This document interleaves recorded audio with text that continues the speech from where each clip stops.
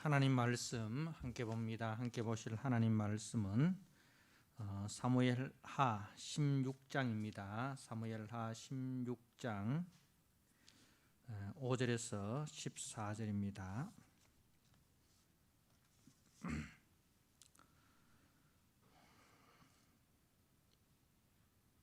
사무엘하 16장 5절 말씀,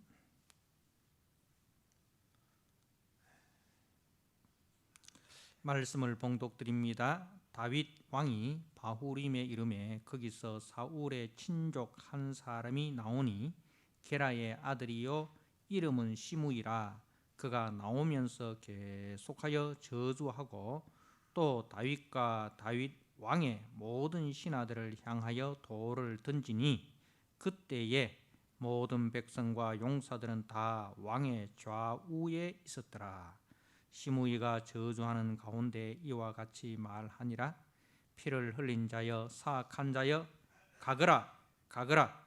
사울의 족속의 모든 피를 여호와께서 네게로 돌리셨도다.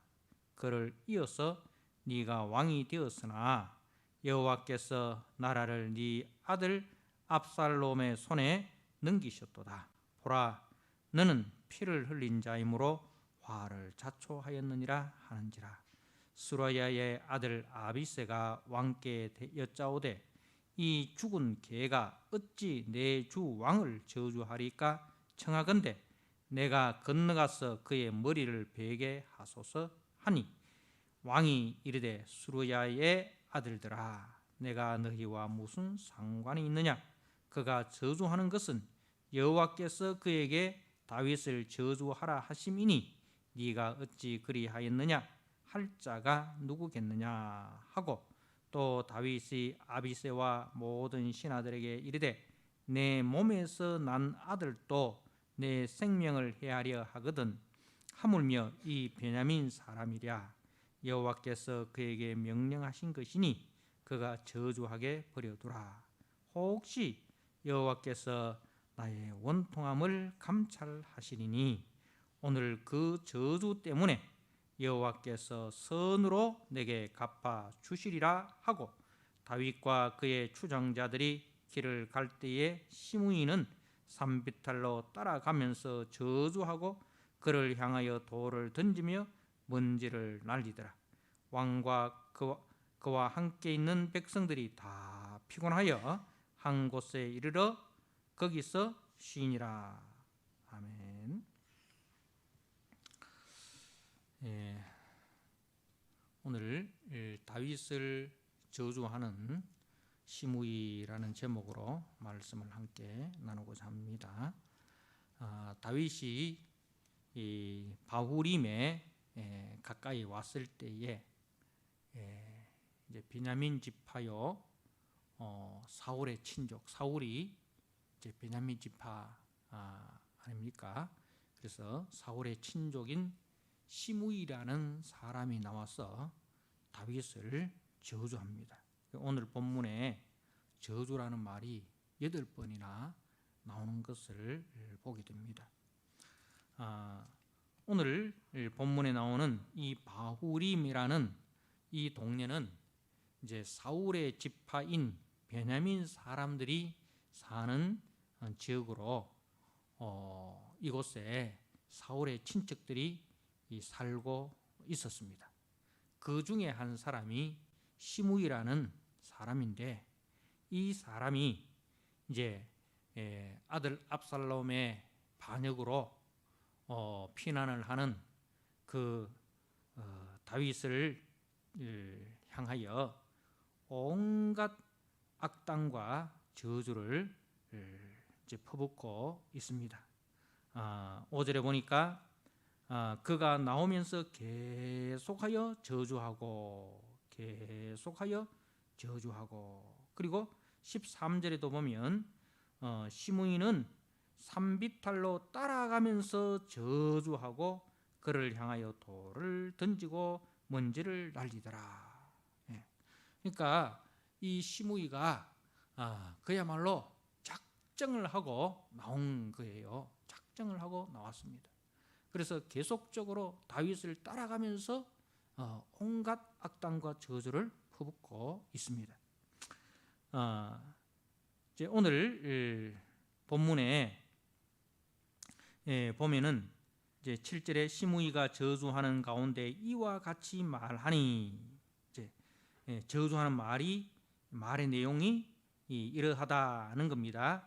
다윗을 향해서 피를 흘린 자여, 사악한 자여, 가거라. 사울의 족속의 모든 피를 여호와께서 네게로 돌리셨도다. 그를 이어서 네가 왕이 되었으나 여호와께서 나라를 네 아들 압살롬의 손에 넘기셨도다. 보라, 너는 피를 흘린 자이므로 화를 자초하였느니라. 이렇게 이제 시므이가 다윗을 향해서 저주하는 말의 내용입니다. 거기에 이제 피 흘린 자, 다윗을 향해서 피 흘린 자, 사악한 자라고 부르는데, 이제 이 사울 지파이며 사울의 친척인 시므이는 이제 그 사울의 죽음과 그리고 사울 왕가가 몰락한 것이 다윗 때문이다. 다윗에게 책임이 있다. 그렇게 이제 판단을 한 거죠. 그러니까 다윗이 사울과 그의 가문을, 집안을 멸문지화시키고 이스라엘의 왕이 되었다. 그렇게 이제 생각을 한 거죠. 그렇습니까? 그렇지 않죠. 그런데 이제 이 시므이는 그렇게 생각을 한 거죠. 그래서 지금 다윗이 아들 압살롬의 반역으로 이렇게 피난하는 것은 그 다윗의 죄에 대한 하나님의 보복이다, 하나님의 심판이다, 그렇게 판단을 한 것입니다. 그래서 오늘 그 말씀에 이 시므이가 그렇게 이야기를 하는 거죠. 그런데 이것은 근거가 없는 악의적인 비난입니다. 오히려 다윗이 사울에 의해서 핍박을 당하였고 도망을 다녔습니다. 사울이 죽은 것은 블레셋과의 전쟁에서, 그죠? 블레셋과의 전쟁에서 죽은 것이고, 그리고 그 사울의 아들 이스보셋이 이제 왕이 되었을 때도 그 이스보셋도 자기 부하들에 의해서 죽임을 당한 것이죠. 그죠? 다윗과는 전혀 관계가 없는 것입니다. 그리고 중요한 것은 이 이스라엘이 사울의 나라가 아닙니다. 다윗의 나라도 아니고 사울의 나라도 아니고 어느 누구 사람의 나라가 아니고 이스라엘의 주인은 여호와 하나님입니다. 그죠? 여호와 하나님께서 이스라엘을 통치하시는 거죠. 그래서 하나님의 뜻대로 이제 그 나라를 이제 사울에게 맡겼다가, 그리고 다윗과 그 다윗의 자손들에게 맡기신 것입니다. 그래서 다윗이 왕이 된 것은 이미 이 사무엘 선지자를 통해서 다윗이 기름 부음을 받았고, 그리고 하나님께서 다윗과의 언약을 통해서 이제 다윗과 다윗의 자손들에게 다윗의 왕가를 세우시겠다 하신 전적인 하나님의 뜻이고 하나님의 은혜인 것입니다. 그래서 이 시므이는 하나님의 뜻도 하나님의 언약도 모르고 거기에 대해서는 무지하고 오직 그 사사로운 자신의 감정과 복수심에 사로잡혀서 진실을 왜곡하고 그 다윗을 저주하고 비난하고 악담을 퍼붓고 있는 것입니다. 그래서 시므이가 다윗을 피해 사람이다 하는데 이 말은 불량배라 이 말. 불량배. 피해 사람. 불량배. 우리가 이 불량배란 말이 누구에게서 나왔습니까? 나발을 향해서 이제 불량배라 그렇게 표현하는 것을 우리가 앞에서 보았습니다. 그러니까 나발이 어떤 사람입니까? 은혜를 잊어버리고 오히려 은혜를 원수로 갚는 사람, 그죠? 다윗으로부터 은혜를 입었지만 정작 그 은혜를 망각하고 오히려 은혜를 원수로 갚았던 사람이 나발입니다. 그러니까 다윗을 향해서 이 시므이가 하는 저주가 은혜를 원수로 갚는 사람이다. 그렇게 이제 저주를 한 것이죠. 은혜를 원수로 갚는 사람이다. 자, 그리고 이제 사악한 자라고 되어 있죠. 오늘 7절에 시므이가 저주하는 가운데 이와 같이 말하니 피를 흘린 자여 사악한 자여. 이 사악하다 이 말은 이제 벨리알의 아들이라는 뜻입니다. 벨리알의 아들. 그러니까 사단의 아들이다. 사단의 아들. 사단에 속한 자. 그리고 다른 말로 가치 없는 놈이다. 가치 없는 놈이다. 그리고 그래서 없어질 수밖에 없는 놈이다. 그러니까 사단의 아들이고 가치 없는 놈이고 없어질 수밖에 없는 놈이다. 그래서 전체적인 그 의미가 살만한 가치가 없는 놈이다. 너는 살만한 가치가 없는 놈이다. 그런 뜻입니다. 이 사악한 놈이다 이 말은 너는 은혜를 원수로 갚는 놈이고 그래서 살만한 가치가 없는 놈이다. 이런 욕설을 한 것이죠. 시므이는 다윗을 향한 하나님의 뜻이 어디에 있는지도 모르면서 여호와 하나님의 이름을 빙자하여 자신의 그 거짓된 주장을 합리화하고 또 선동을 하고 있습니다. 자, 이런 이야기를 이런 비난과 저주를 듣고 있던 스루야의 아들 아비세, 이 아비세는 이제 그 요압의 형제입니다. 이 요압의 형제인데 이 아비세가 다윗 왕에게 이렇게 이야기합니다. 9절을 보니까 이 죽은 개라는 것은 아주 천한 신분의 사람을 이제 일컫는 그런 말입니다. 이 천한 놈이 이런 뜻이죠. 이 죽은 개가, 이 천한 놈이 어찌 내 주 왕을 저주하리까? 청하건대 내가 건너가서 그의 머리를 베게 하소서. 저런 놈은 내가 단칼에 베어버리겠습니다. 왕이 허락만 하면은 내가 가서 단칼에 베어버리겠습니다. 그런 이제 이야기입니다. 자, 그야말로 이제 악을 악으로 갚는 것이죠. 그죠? 악을 악으로 갚는 것입니다. 자, 이는 하나님의 뜻에 의해 고난을 받는 주님을 위한답시고 자신의 그 혈기로 그 말고의 귀를 칼로 벤 그 베드로의 행동과 같은 그런 그 아주 경솔한 행동이고 또 자기의 감정, 분노의 감정에 사로잡혀 하는 행동입니다. 주님은 어떻게 하셨습니까? 그런 베드로의 행동을 용기 있는 행동이라 이렇게 칭찬하지 않으셨습니다. 아주 경솔한 행동이다. 칼로 선자는 칼로 망한다 하시고 그 베드로를 책망하시고 그 말고의 귀를 다시 붙여 주셨습니다. 그러니 이제 성도는 절대로 혈기대로 움직여서는 안 된다는 거예요. 우리가 살다 보면 막 그 혈기가 일어날 때 있어요. 분노가 일어날 때가 있어요. 지금 이런 상황에서 다윗의 신나라면, 그죠? 다윗의 신나라면 다 혈기가 오르고 분노가 오르겠죠. 예. 그런데 그 혈기대로, 그 분노의 감정대로 일하는 사람이 되어서는 안 된다. 하나님의 일에는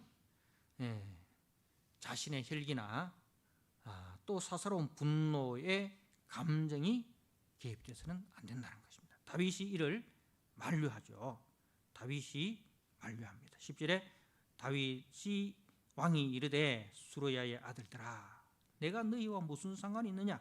그가 저주하는 것은 여호와께서 그에게 다윗을 저주하라 하심이니 네가 어찌 그리하였느냐? 할 자가 누구겠느냐? 그러니까 다윗은 이 시므이가, 사울의 친척인 시므이가 저주하는 것이 하나님이 시키신 일이다. 하나님께서 다윗을 저주하라 하셨다. 그렇게 이제 받아들이는 거예요. 나는 저주받아 마땅한 놈이다. 오히려 나는 지금 하는 그 저주보다도 더 큰 저주를 받아야 할 놈이다. 다윗은 그 저주를 통해서 자신을 돌아보는 거예요. 하나님 앞에서 자신을 돌아보는 기회로 삼는 것입니다. 화가 나고 분이 나도 누가 더 나겠습니까? 그 욕을 먹는 당사자인 다윗이 더 화가 나고 혈기가 나고 분노하겠죠. 분노가 일어나겠죠. 그죠? 다윗도 사람인데. 근데 다윗은 그것을 하나님의 징계로 보는 것이죠. 자, 그리고 이제 다윗이 이 뒤에 하는 말이, 자, 이 말이 아주 우리가 기억해야 될 말입니다. 11절에 또 다윗이 아비새와 모든 신하들에게 이르되 내 몸에서 난 아들도 내 생명을 해하려 하거든 하물며 이 베냐민 사람이랴. 자, 여러분, 반역하는 것이 더 큽니까? 저주하는 것이 더 큽니까? 반역하는 것이 더 큰 거 아닙니까? 그죠? 근데 내 몸에서 난 내 아들도 이렇게 반역을 하는데 사울의 친척인 저 시므이가 나를 저주하는 것이야. 그렇게 이제 이야기를 하면서 여호와께서 그에게 명령하신 것이니 그가 저주하게 버려두라. 여호와께서 저주하게 하신 것이니 그가 하도록 버려두라. 원수 갚는 것은 하나님이 하실 일이다 이거예요. 내가 할 일이 아니다 이거죠. 그러면서 12절에 혹시 여호와께서 나의 원통함을 감찰하시리니, 만약에 내가 까닭 없이 저주를 받는다라면, 아니면 내가 한 행위보다 저가 말하는 저주가 더 큰 것이라면 하나님께서 내가 얼마나 원통하다는 것 주님 이 아시고 불쌍히 여겨 주신다 이 말입니다. 불쌍히 여겨 주신다 이거죠. 그래서 여호와께서 나의 원통함을 감찰하시리니 오늘 그 저주 때문에 여호와께서 선으로 내게 갚아 주시리라. 하나님께서 내가 원통한 일을 당하신다 그렇게 생각하시면 나를 불쌍히 여겨주시고 그 일 때문에 선으로 갚아주실 것이다. 그러니까 다윗은 오직 누굴 바라보고 있습니까? 저주하는 시므이를 바라보는 그 아비새와 달리 다윗은 나의 원통함을 감찰하시는 하나님을 주목하고 있습니다. 나를 감찰하시는 하나님을 주목하고 있습니다. 왜?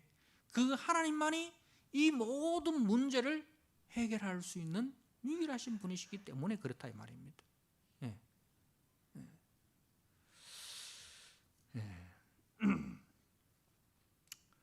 그래서 다윗은 지금의 상황을 하나님의 징계로 받아들이죠.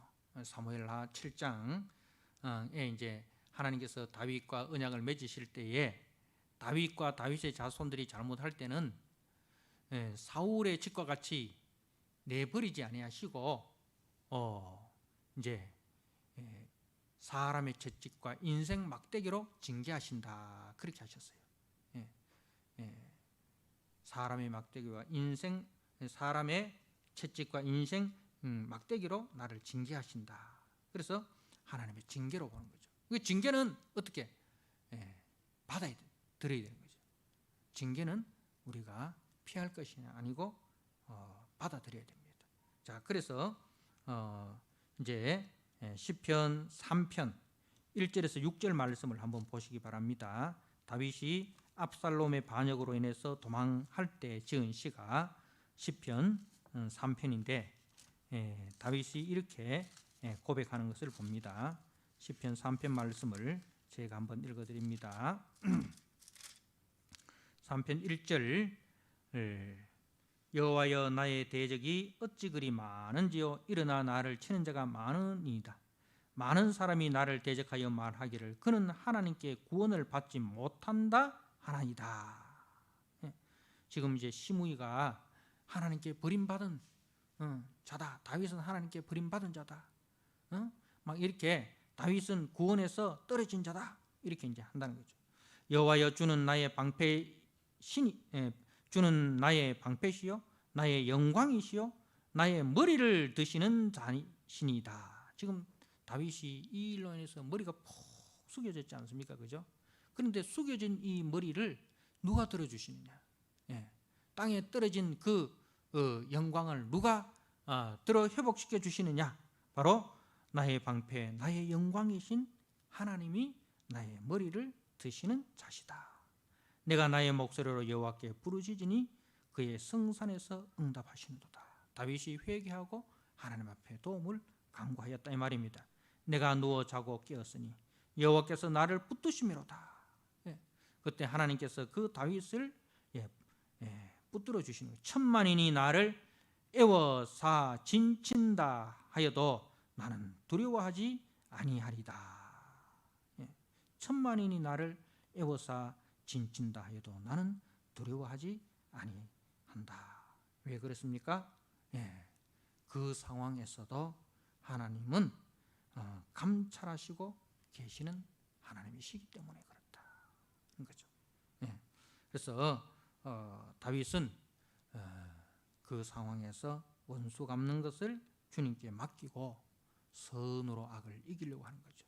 그 속에서 성도가 걸어가야 할 길을 걸어가겠다. 우리는 세 종류의 사람을 조심해야 되고 또 세 종류의 사람이 되어서는 안 됩니다. 첫 번째, 우리가 앞에서 1절에서 4절 16장 1절에서 4절에서 보았던 시므이 같은 사람인데 시바와 같은 사람인데 이 시바는 무비보셋의 종이지 않습니까? 근데 그 주인된 무비보셋을 어떻게 합니까? 모함하고, 그죠? 모함을 하고 그 무비보셋의 재산을 가로채기 위해서 아주 그 기회주의자이고 위선적인 사람이었습니다. 그 자신의 출세와 성공을 위해서는 그 주인까지도 배신하고 사실을 왜곡해서 말하는 그런 기회주의자, 위선적인 사람입니다. 이런 기회주의자이고 위선적인 사람을 우리가 조심을 해야 되고 우리는 이런 사람이 되어서는 안 됩니다. 자, 그리고 두 번째로는 혈기로 문제를 해결하려는 다혈질적인 이 아비새입니다. 이 아비새가 혈기로 문제를 해결하는 아주 다혈질적인 사람이죠. 그리고 문제 앞에 항상 혈기와 분노의 감정을 억누르지 못하고 오히려 하나님의 뜻을 방해하는 오류를 범하고 있습니다. 어떤 문제가 일어나면 그 문제 앞에 자신의 혈기를 다 드러내고 자신의 그 분노의 감정을 다 드러냅니다. 그런데 하나님은 그런 사람을 통해서 일을 하지 않습니다. 잠잠히 자신의 그 분노와 혈기의 감정을 내려놓고 하나님의 뜻을 묵상하는 다윗, 그죠? 그래서 우리가 어떤 사람을 대하고 어떤 상황을 만날 때 막 혈기가 일어날 때 있습니다. 우리의 분노를 막 폭발시키는 그런 사람을 만날 때도 있습니다. 그럴 때 우리는 우리의 혈기대로, 우리의 분노의 감정대로 말하거나 행동해서는 안 됩니다. 잠잠히 침묵하시고 잠잠히 하나님을 바라보셔야 됩니다. 우리가 혈기가 일어나거나 분노의 감정이 일어날 때는 말을 하면 안 돼요. 그때 나오는 말은 사단이 역사하는 말이에요. 그때 나오는 말은 사단이 역사하는 말이기 때문에 나도 죽고 남도 죽여요. 근데 그때 우리가 잠잠하면 하나님 아시지요? 하나님 아시지요? 하고 잠잠하면 성령께서 우리 마음을 다독여 주십니다. 잘했다. 잘했다. 성령께서 우리 마음을 다독여 주시고, 그리고 이제 하나님께서 그 문제를 해결해 주십니다. 자, 그 다음에 세 번째로는 증오와 적의를 품고 살다가 상대가 공정에 처했을 때 뱀처럼 뒤에서 발꿈치를 물어 상대를 죽이려는 시므이 같은 사람입니다. 오늘 본문에 이 시므이 같은 사람은 늘 마음에 다윗에 대한 그 증오, 다윗에 대한 그 적의를 품고 살아요. 두고 보자.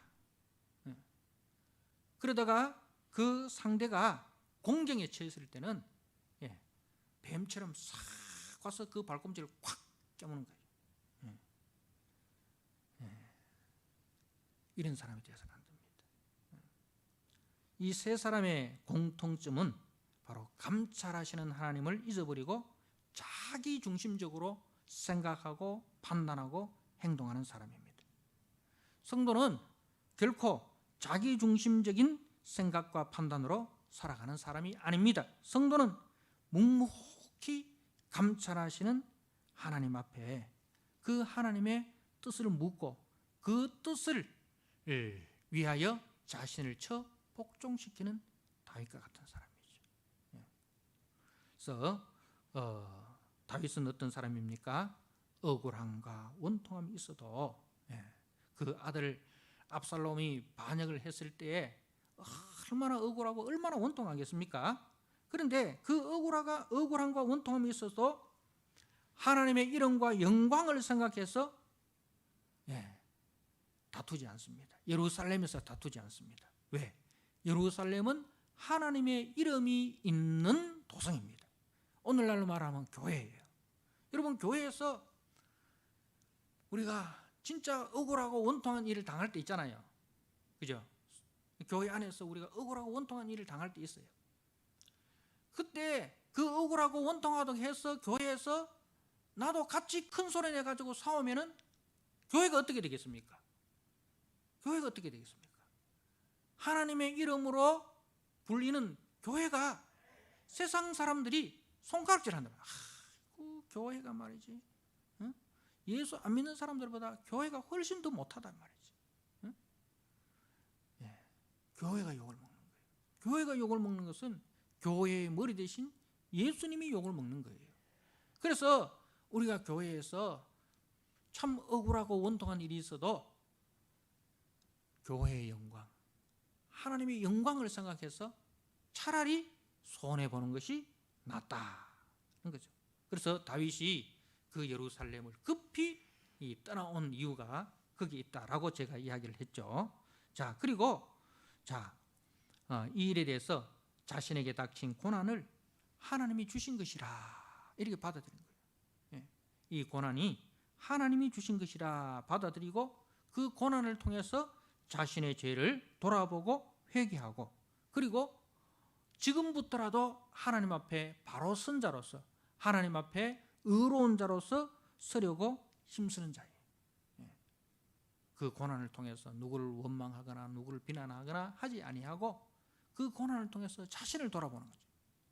자신의 죄를 깨닫고 회개하고, 그리고 지금부터라도 하나님 앞에 불쌍히 여김을 받는 자로, 하나님 앞에 의롭다 일컬음을 받는 자로 서기 위해서 힘쓰는 자. 그 자리에서 하나님의 긍휼과 자비를 바라보고 악을 악으로 갚지 아니하고 원수 갚는 것을 주님께 맡기고 감찰하시는 하나님께 소망을 두는 사람. 그래서 다윗의 인생에서 이 광야의 길은 다윗을 믿음의 사람으로 점점 성숙시키는 하나님의 학교였습니다. 다윗이 사울에게 쫓겨다닐 때 그때 다윗이 가장 믿음이 성숙했을 때입니다. 다윗이 사울에게 이유 없이 까닭 없이 쫓겨다닐 때 그때 하나님을 가장 의지하고 하나님과 동행하면서 믿음이 가장 성숙했던 때였습니다.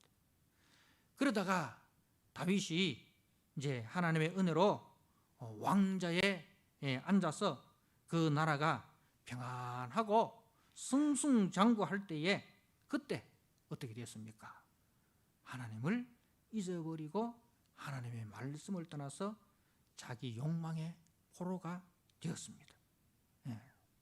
그러니까 이제 고난의 학교를 통해서 다윗은 믿음이 성숙되었지만 그 고난의 학교를 졸업하고 이제 하나님의 은혜 가운데 왕자에 올랐을 때 평안할 때 그때 어떻게 됩니까? 평안하다, 안전하다 그렇게 생각하니까 근신하지 못하고 껴있지 못하고, 그죠? 그래서 자기 욕망의 포로가 되어버렸습니다.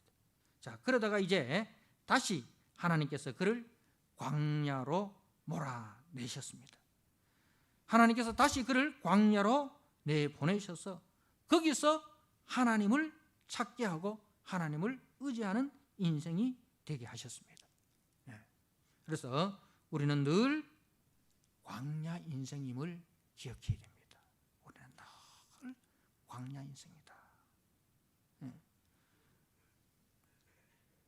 우리가 광야 인생임을 기억할 때 우리는 겸손해질 수 있고 우리는 감찰하시는 하나님을 의지할 수 있고 모든 것을 주관하시는 하나님을 믿고 믿음으로 나아갈 수 있는 것입니다. 사랑하는 성도 여러분, 오늘 말씀을 통해서 우리는 우리 속에 있는 시바와 같은 그 기회주의, 위선적인 그런 삶, 그리고 남을 비난하고 저주하는 그 시므이와 같은 삶, 그리고 혈기와 분노로 문제를 해결하는 그 아비새와 같은 그 옛사람을 십자가에 다 못 박아야 됩니다. 십자가에 다 못 박아야 됩니다. 그리고 오직 감찰하시는 하나님 앞에 묵묵히 자기에게 지워진 그 십자가를 지고 걸어가는 성도가 되셔야 됩니다. 그런 성도가 되실 때에 그 성도를 통해서 하나님은 일하시고 그 성도를 통해서 하나님은 영광을 받으십니다. 그렇게 우리가 우리 인생 가운데 우리가 늘 광야 인생인 것을 기억하시고 겸손하게 하나님만 의지하시고 그 고난 가운데 있다 할지라도 고난이 오히려 우리를 영적으로 더 유익해 하고 영적으로 우리를 더 성숙해 한다는 사실을 기억하시고 고난 속에서 남을 비난하고 원망하지 말고 하나님을 비난하고 원망하지 말고 고난 앞에서 자신을 돌아보고 회개하고 하나님을 더 의지하는 그런 성숙한 믿음의 성도로 나아가는 우리 성도님들 되시기를 주님의 이름으로 부탁드립니다. 아멘. 우리 하나님 아버지, 오늘 말씀을 통해서 다시 한번 우리가 하나님 앞에서 어떤 사람으로 서야 되는지를 배우게 되었습니다. 하나님 아버지, 이 기회주의적이고 위선적인 그 시바와 같은 삶, 그리고 혈기와 분노로 문제를 해결하려는 아비새와 같은 삶, 그리고 정오와 저기를 가슴에 품고 살면서 상대방이 고난당할 때에 그때 뒤에서 발꿈치를 무는 그 시므이와 같은 그 삶, 하나님, 그런 삶과 생각들이 우리 옛사람 속에 다 있습니다. 오늘 그 옛사람을 다 십자가에 못 박게 하여 주시고, 하나님 아버지, 그 고난 속에서 잠잠히 감찰하시는 하나님을 바라보면서 혈기와 분노를 내려놓고 원망과 시비를 다 내려놓고 악을 악으로 갚고 싶은 그것을 다 내려놓고 오직 감찰하시는 하나님 앞에서 겸손히 이 하나님과 동행하는 아버지 믿음의 성도로 세워지는 우리 모든 성도들이 되게 하여 주시옵소서. 고난의 학교를 통해서 더 겸손하게 하시고 고난의 학교를 통해서 주님과 더 가까이 하는 우리 믿음의 성숙한 성도들이 되게 하여 주옵소서. 예수님께 하신 이름으로 감사하며 기도드리옵나이다. 아멘.